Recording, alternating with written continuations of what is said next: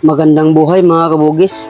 Flex ko lang sa inyo ang ginagawa kong side crops. Ayan mga kabugis, nabubuhay na siya. 2 linggo na siya sa ICU. Pero ang ginawa ko mga kabugis, kinuha ko lang yan, dala ang balat galing sa malaking puno na binubuhay natin. Ayan mga kabugis, dyan siya galing.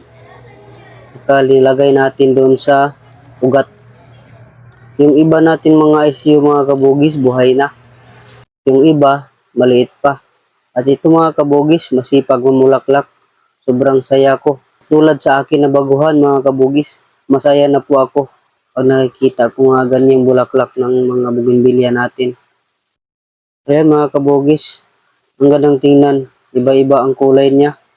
Hindi ko pa alam kung anong klaseng mga bougainvillea to. Kasi baguhan pa ako. At ito, maliliit yung mga bulaklak niya at kulay pula. Saka yung iba, hindi pa namulaklak kasi bagong grafted pa. At ito naman, nababali to. Pag travel ko, binili ko to ng 250.